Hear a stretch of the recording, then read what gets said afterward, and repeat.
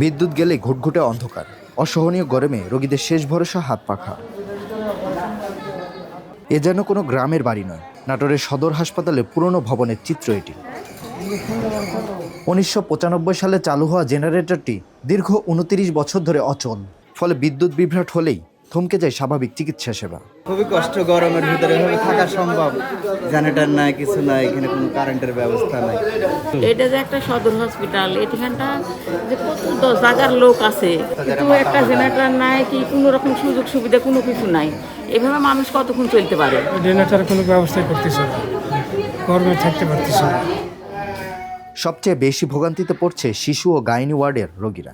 গরমে অতিষ্ঠ হয়ে উঠেছেন রোগী ও তাদের স্বজনরা। সকালে আসিছি, বারবার কারেন্ট চলে যাচ্ছে, বাচ্চারা বিরক্ত হচ্ছে, গরমে সে কান্নাকাটি করছে, থাকতে পারছে না। বাচ্চা সুস্থ করতে আসে নিজেরা অসুস্থ হয়ে যাচ্ছি এবং বাচ্চারা অসুস্থ হয়ে যাচ্ছে, এরপর যা কি থাকা যায়।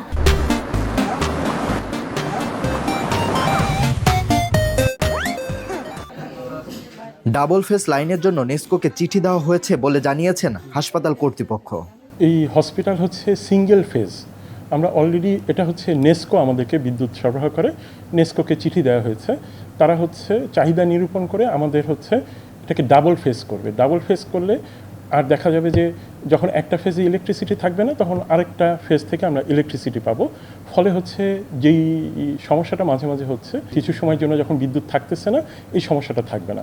তারও ব্যাকআপ হিসেবে আমরা হচ্ছে চাই যে আমাদের যে জেনারেটরটা কী অবস্থায়, এটা কি ঠিক করা যাবে নাকি নতুন লাগবে, তারপর আমরা এটা হচ্ছে যাচাই বাছাই করে আমরা সেই অনুযায়ী প্রয়োজনীয় ব্যবস্থা নেব।